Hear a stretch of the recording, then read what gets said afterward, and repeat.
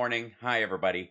This Friday is one of those days that I jokingly call a call from my mom. Um, at, Today we found out we lost Meatloaf last night and Louis Anderson.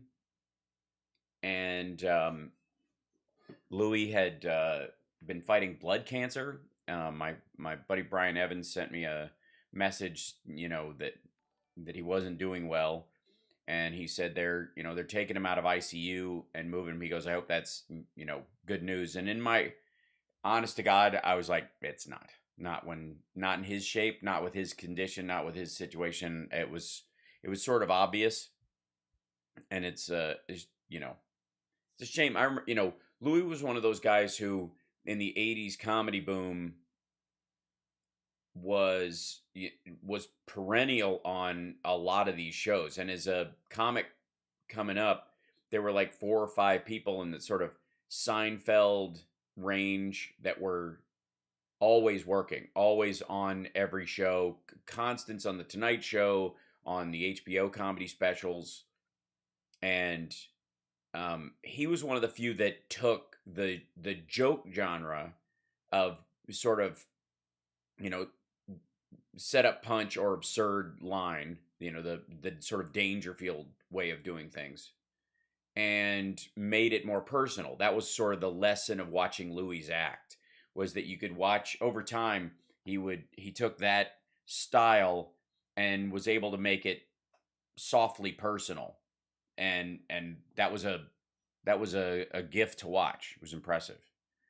He had a room here in Vegas for many years, and then and it's the Louis is one of those guys, man, where and Meatloaf similarly, where from a health standpoint, they always seemed like they were living on borrowed time. You know, uh, Meatloaf had the added level of this belief that he was sort of a hard living dude, biker esque in his lifestyle, and the like. I don't know necessarily that was the fact, but that was the perception for a long time. And Louis was just he was one of those guys where the people in his physical genre of comedy don't last that long. A lot of times, it's sad. But he's left us, and then Meatloaf.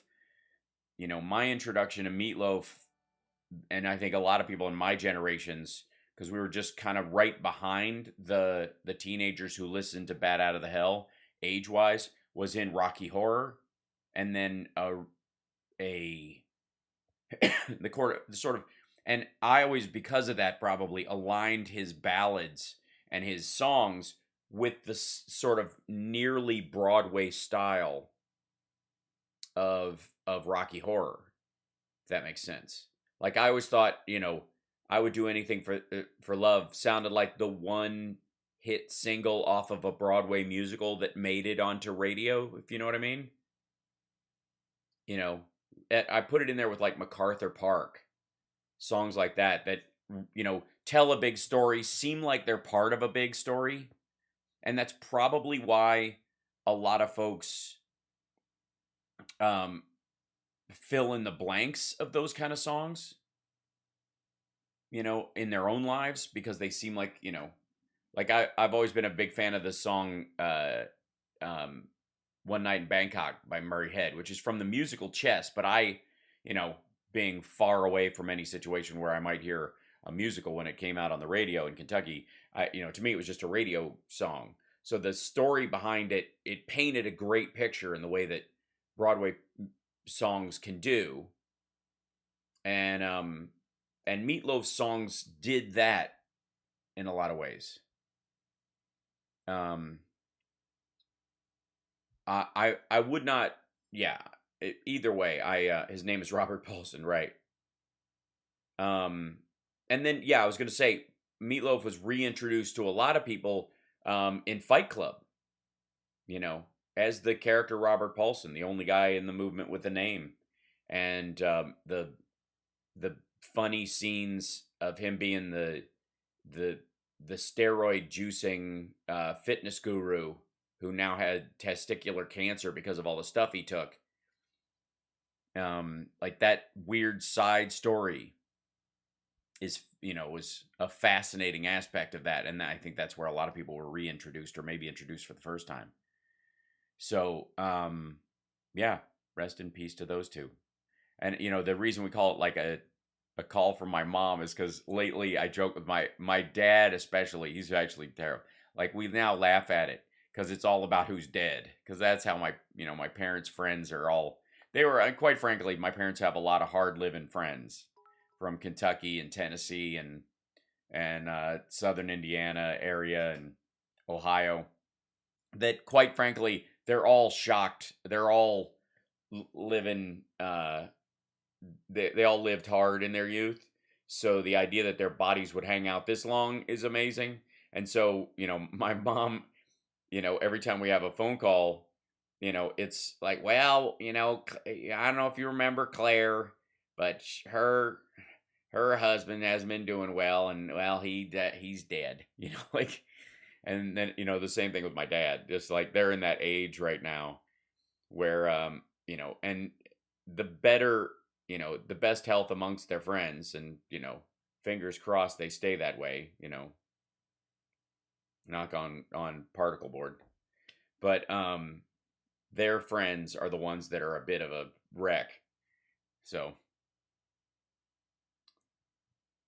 I read somewhere that recently, in fact, he was reluctant to do the Rocky Horror Picture Show because of the transsexual characters and costumes.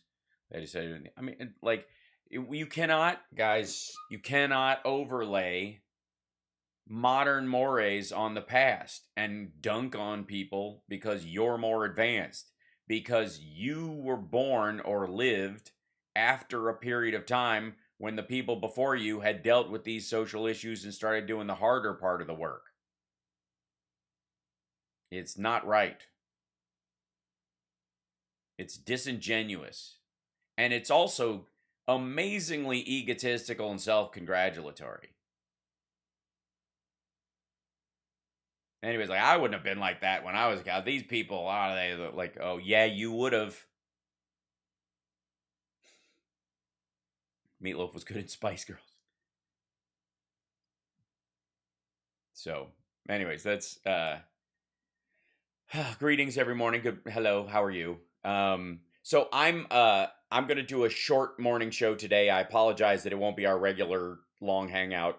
I've got a plane to catch. I'm going to San Francisco to do some shows, and this is the only time that I could fly, that I could get there. I have a weird like on show days, I don't like to fly on show days, but because of the shortness of the timing of this gig, I couldn't go in the night before like I normally would. So the press I did for the show yesterday was virtual, and then they'd scheduled one this morning virtually. And I could have done it in studio if I'd have flown in the night before, but I didn't. So I had to do it this morning, which means my flight had to be after that. I couldn't fly at 6 a.m., get in early, get set up, and do like bump the morning show a little bit and do 2 hours at 10:30 to whatever. So I had to, like make my flight early enough that if anything happens, I've still got other flight options to get there in time for showtime. That's always the difficult part traveling on show days for me, is the reliability of getting there and having this window, especially here where, since I'm going to San Francisco, if everything crapped out, if all the flights that would get me there in time died, I could still get in my car at 2:00 and be there by showtime. I'd roll in like a maniac, but I wouldn't have, but there will be an afternoon show. Yes.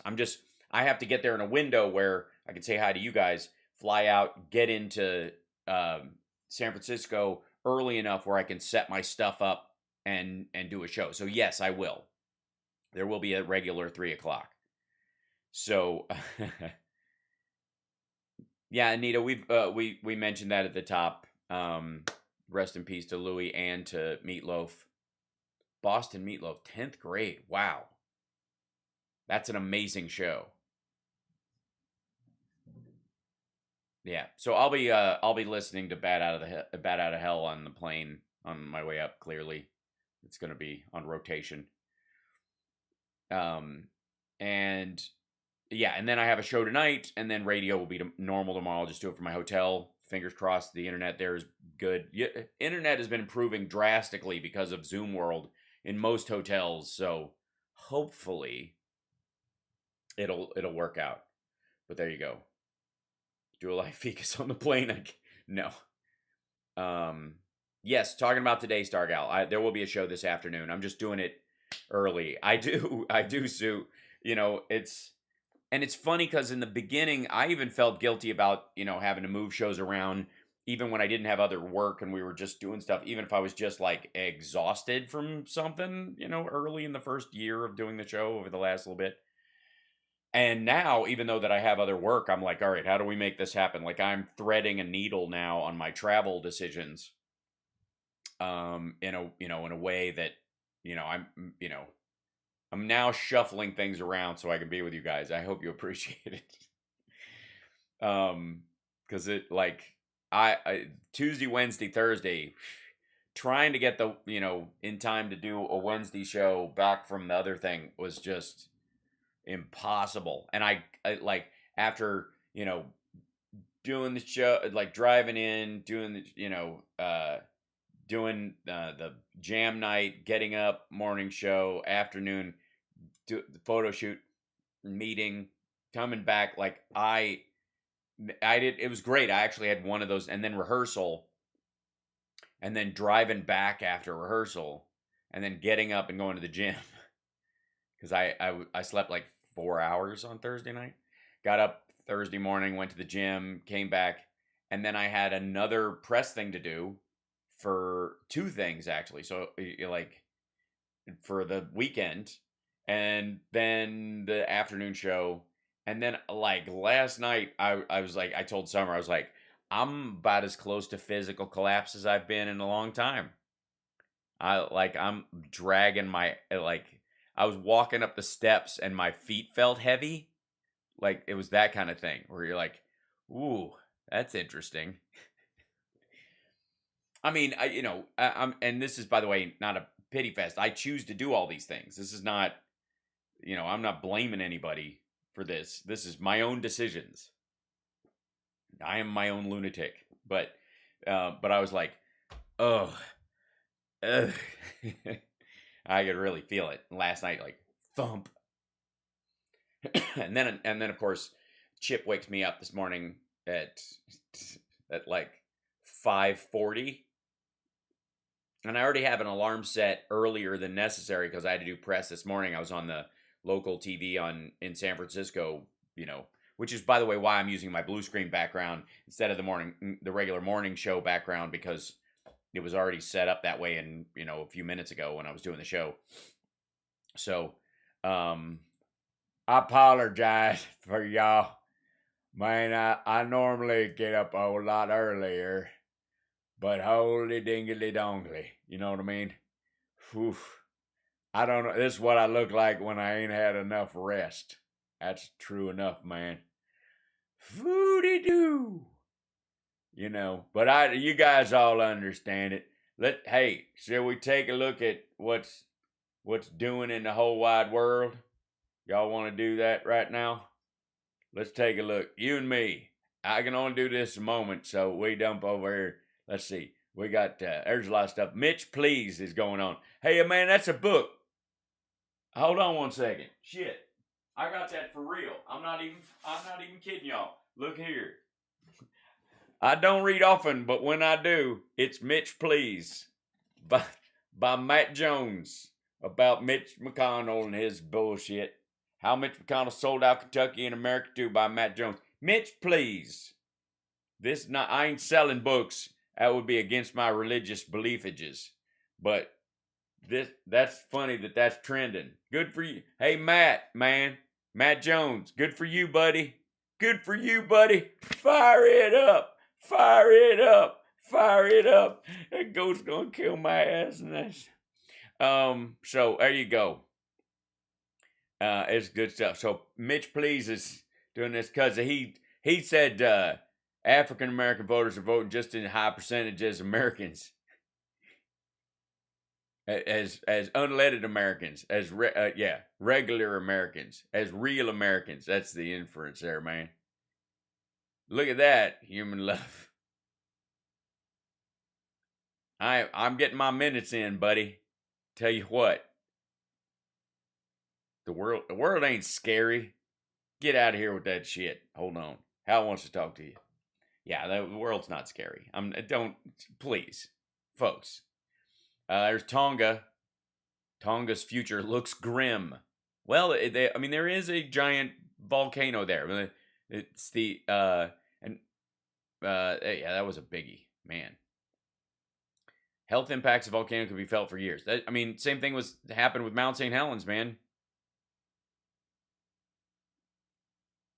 Locals have been instructed to wear face masks and avoid inhaling ash particles, which could cause asthma symptoms. Well, yeah.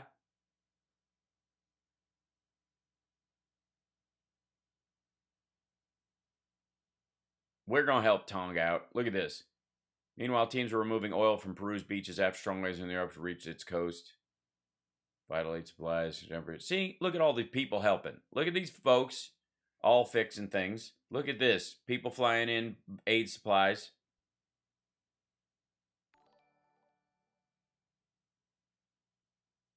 Let's see. Vital aid supplies are finally starting to arrive in Tonga after it was hit last week by the double catastrophe of powerful volcanic eruption and tsunami. But experts have warned the health impacts of the disaster will be felt for months and years to come. Well, yeah.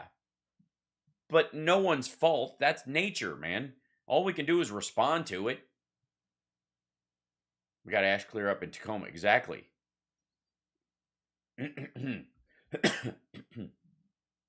Let's see. And Russia, China blocked U.S. attempts at sanctions after North Korea leader Kim Jong-un threatens to resume nuclear and missile tests. Yeah, exactly why the question becomes, I don't know, North Korea's state media said Thursday will bolster its military capability against the U.S. presenting all temporarily suspended activities. Saboteurs who reference to a self-imposed moratorium on test nuclear, that they really were actually halting, please.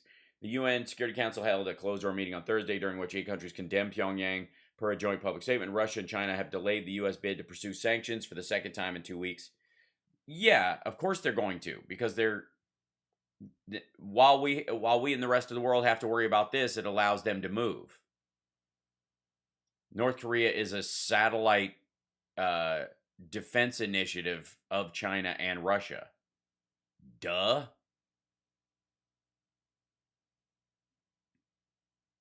Sanctions on North Korea halted. China, Russia block U.S. bid to impose new UN sanctions on North Korea. Well, then we'll just do it ourselves, and we'll do it on, we don't need the UN to do it. We'll do it through the World Trade Organization and the banking industry and blah, blah, blah, blah, blah, and yada, yada. No surprise. Ginny Thomas is a lunatic.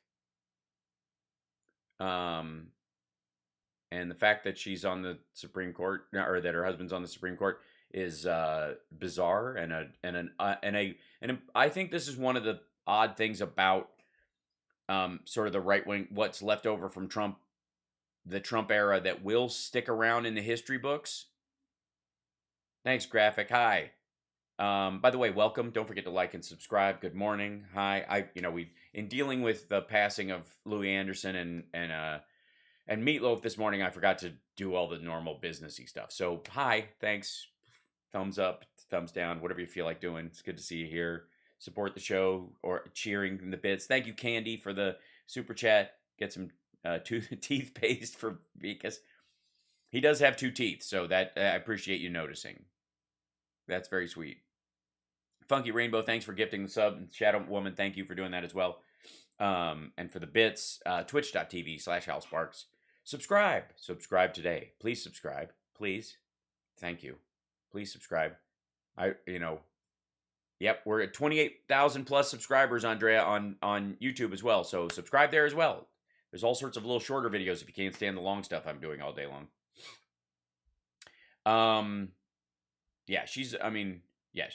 Ginny Thomas is a lunatic. For real. And that'll be something that'll have to be unpacked over the next, decade. Clinton and Obama are trending. What is this? Especially among the political the wrongness of this politically unsuccessful Democratic presidencies from Clinton to Obama is extreme. At the end of the President Clinton's Gallup approval was 66. Obama was 59.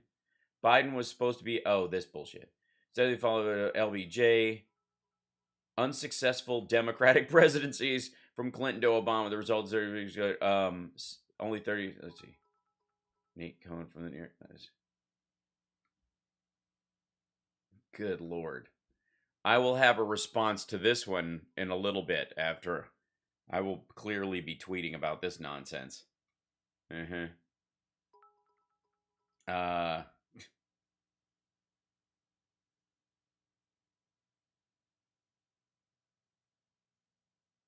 Biden is new FDR, try LBJ. Yeah, LBJ only got the fucking Civil Rights Act passed and the Voting Rights Act passed. Yeah, unsuccessful like Clinton and his surplus, or Obama and the ACA, which saved at least 24 million lives directly, much less tangentially. All the people whose kids got to stay on their insurance and didn't croak. By the way, he started a pandemic response team, which the ferociously unsuccessful Trump administration scuttled 2 years before we were hit with a pandemic. Oddly, that he blames coming from a country he was playing direct footsie with over a trade deal at the exact same time. Weird. Thanks, Melissa.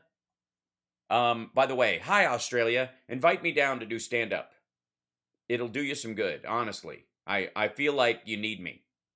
I think the Australian people need a visit, and we got to make that happen. I don't know who's in charge down there, but reach out, because you guys are a wreck, and I think I can fix it. I would be glad to bring you just like a big, joy delivery. Make that happen. I don't know what the fuck it would do to my afternoon streaming schedule. Aussies definitely love comedy, and they'll enjoy mine, I have no doubt. Just have never been. I know a bunch of people who haven't done nearly the work I've done and have been there. It boggles my mind, but there you go. Oh, thanks, James. I appreciate it. Yes, pass the word around. Apparently, I'm being stiff-armed. I'm just going to say that I'm going to make up this a story that I'm being shadow banned by the Australian government, just so they go, no, he isn't. Bring him on down. Prove it. Right. Okay, I've got 5 minutes, and then I got to get out of here. Let's see. Meatloaf with his wife by his side. Bless his heart. People are sharing things they don't do anymore because of COVID, and it's a reminder how much our lives have genuinely changed in the past. Okay. BuzzFeed, you're lunatics. Yeah. I would equate buffets and watching Andy Cohen to be the exact same level of gross. I once, Andy walked by and somebody was, I did one of his little specials that he produced on, like, it was supposed to be political scandals. And so I was like, all right, I didn't want to do any more of the kind of, I love the 80s, 90s kind of stuff, unless it was VH1, because there's a lot of knockoff versions of it, and he was doing a bunch of those. But they invited me to do like 3 of them, and the only one I wanted to do, because it fit in with Sexy Liberal and some of the other stuff I was doing, was the political scandals one. And then it was a complete fucking travesty. The whole thing was just garbage. And then it didn't deal with any of the scandals at all. It ended up being mainly focused on, like, Lewinsky type stuff. And I was like, this is fucking lame. And I said to somebody while I was at Sirius XM doing radio there, on somebody's show, and I was like, yeah, that Andy Cohen special is the only show I've ever done that I genuinely regretted. And he was, he heard me. He was like around the corner. He's like, what show is that? And I was like, the political scandals one. And he was like, oh. And he left. And I was like, never mind the fact that I have a big problem with the celebrity gossip folks who manage to chase every cheating couple up a tree. Anybody who's going through any normal relationship shit in their life, these guys will, jump down their throat and photograph them through their bathroom window. But somehow they miss Cosby. Somehow they didn't know about Weinstein. Somehow they didn't know about the people who were flying with Epstein. Weird. You know what I mean? That's my biggest problem with Page Six and TMZ and all this bullshit, is that they'll drive a young, Disney star to drink or have body shame issues and give her anorexia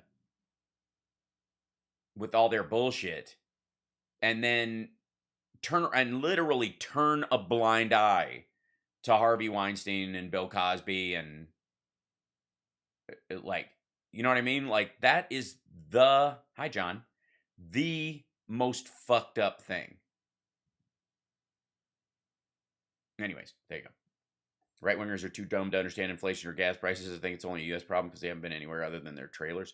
Well, I mean, I think it's not. I mean, there's a lot of people, if you ask them, there's a couple of European countries that are having the same kind of bullshit storyline, but it seems to be boosted on social media by the same foreign players. So, here's AMC. There must be a meme stock. It's meme stock time. Netflix, Peloton, two of the highest profile stocks of the lockdown era, plunged Thursday, the latest sign that investors have moved from so-called pandemic trade. Netflix expects to add a paltry 2.5 million users in the current quarter, well short of estimates. Peloton is slashing costs to cope with slowing demand for its stationary bikes. Netflix shares are down 21% in pre-market. Peloton shares are up 7%, pre-market is sinking 24%, so they're vacillating. And then meanwhile, AMC, everybody's like, I'm sticking with AMC, god damn it. Holding in Kazakhstan, I love the stock. It's very nice, yeah. AMC, apes, yeah. These are the apes, the people, like this. You have to, look at this number of people. Yeah, look at this. Boink, AMC cheerleader. This shit. AMC not leaving.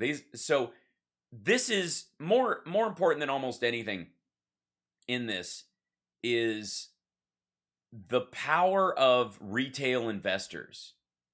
And I've talked to you guys about this a bunch, and I'll leave it with this right now. But there was a period of time when the reason we were kissing the asses of the Saudis was not because we needed oil, but because they had $1 trillion in our stock market, which, in a $10 trillion stock market is, 10%. A 10% drop would trigger a 20% drop, would trigger a 35% drop, which would trigger a depression.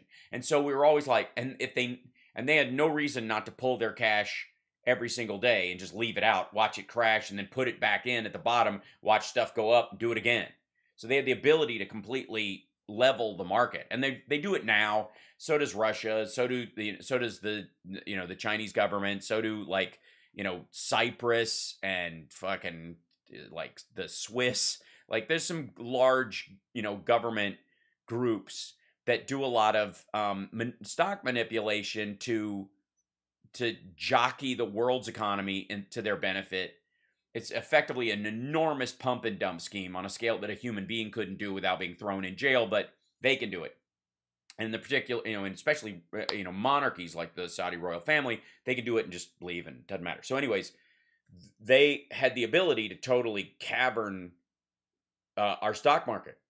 Now, retail investors, Robinhood types, and people with E-Trade accounts could pick up that gap of sales the minute it started to happen and buy that dip themselves and infuse the market with over $1 trillion, no shit, in less than a month. It doesn't have the same strength. And that's why all the guys on Market Watch and all the the YouTubers who talk about the markets and traditionally, fuck you, traditionally only 9 people own most of the stocks. Traditionally, we don't live in a tradition anymore. You can't predict the future based on the past if there's been a gigantic pattern interrupt in this. All right, I gotta go. I love you guys. I will see you this afternoon for the regular show. I love the meme stock stuff just for that reason. It's, it just changes the entirety of it. And then, of course, we already covered that. And, of course, Tom Hanks, I already tweeted about this. Check out my tweet, @HalSparks, about the Tom Hanks thing. Especially, the fact that he narrates this thing, which is beautiful, is even better because they think he was hung at Gitmo by Trump 2 years ago. before he made Finch, I'm guessing. Yeah. So, anyways, much love to you guys. I will see you later on. I'm going to use the regular sign out. So, thank you guys for the support, the love, the likes, the subscribes, the tweets, the shares. Bless you. See you this afternoon. Got to go catch a plane. Bye.